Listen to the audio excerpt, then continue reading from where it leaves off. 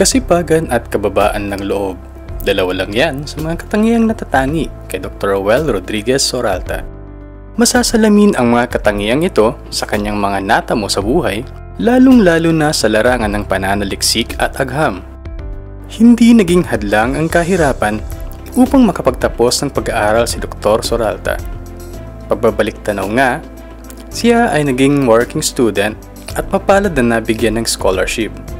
Dahil dito, nagtapos siya ng cum laude sa kursong BS in Agriculture, Major in Agricultural Botany sa Visayas State College of Agriculture noong 1994. Baon ang talino at kasipagan, itinuloy ni Dr. Soralta ang kanyang pag-aaral sa UP Los Baños hanggang sa matapos niya ang MS Agronomy, Major in Crop Physiology noong 2003. Nagkamit din siya ng scholarship grant mula sa Monbu Kagakushu Scholarship ng Japan dahilan para matapos niya ang kanyang PhD sa Agricultural Sciences Major in Bioresources Cycling Systems sa Nagoya University, Nagoya, Japan noong 2008. Noong 2010, nakuha niya ang titulo bilang Scientist 1 mula sa Philippine Scientific Career Council at pinarangalan din siya bilang isa sa mga outstanding young scientist sa bansa.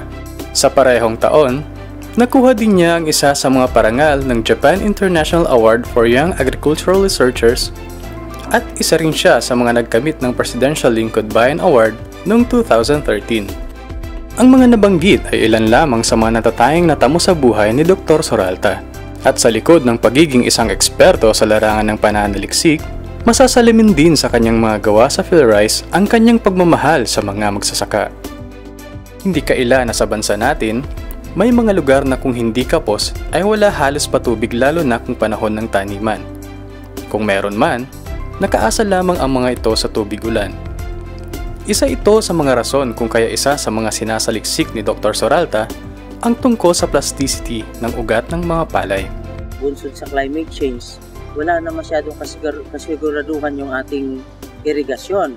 So, yung nasa mga irrigated na areas na palay ay nagkakaroon minsan ng drought. So, doon din sa yung sa palayan na gumagamit ng sahod ulan, so ito po yung masyadong napakababa ng ani.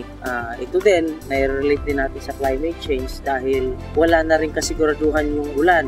So nakikita natin na sa ganitong sitwasyon, kailangan nating i-improve yung kanyang ugat kasi itong stress naman na to ay nandoon sa lupa. So, yung ugat yung ating ini-improve. So, base sa aming pananaliksik, sa palayan na kakaranas ng tagtuyo, gaya ng doon sa sahod ulan, o sa may mga sa ating mga irrigated areas na may kakulangan sa patubig, nakikita namin na may mga uri ng palay na may kakayahang palawakin o pahabain yung kanyang pag-uugat. Base sa aming pananaliksik, ay ito ay nakakatulong upang yung mga palay sa panahon ng tagtuyo ay nami-maintain pa rin yung kanyang pagtubo o kanyang paglaki at saka medyo nakokontrol niya yung pagbawas ng ani.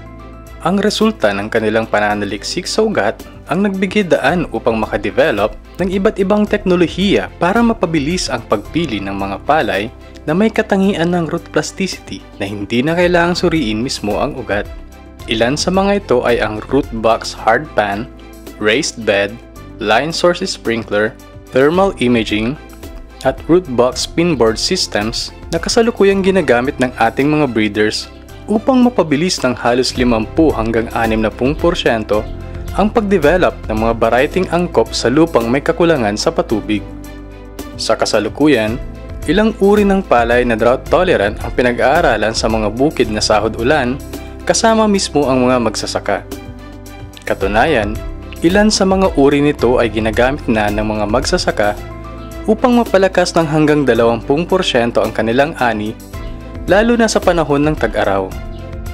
Bagamat abala si Dr. Soralta sa kanyang mga pananaliksik, hindi ito naging hadlang upang maibahagi niya sa kanyang kapwa researchers at sa mga magsasaka ang mga napapanahon at akmang teknolohiya para sa kanilang maunlad na pagsasaka. Maliban sa root plasticity, naging bahagi din si Dr. Soralta sa pananaliksik para sa tolerance at yield improvement sa mga drought-prone areas sa iba't ibang panig ng bansa, Naging bahagi din siya ng mga grupo ng mananaliksik sa Flores na direktang nagbabahagi ng impormasyon sa mga magsasaka ng rain-fed lowland at upland areas para lalong pag-ibayuhin ang kanilang mga ani. Ito ang mga bagay na nagbigay daan upang siya ay tanghalin bilang 2016 Gawad Saka Outstanding Agricultural Scientist ng DA Regional Field Unit 3.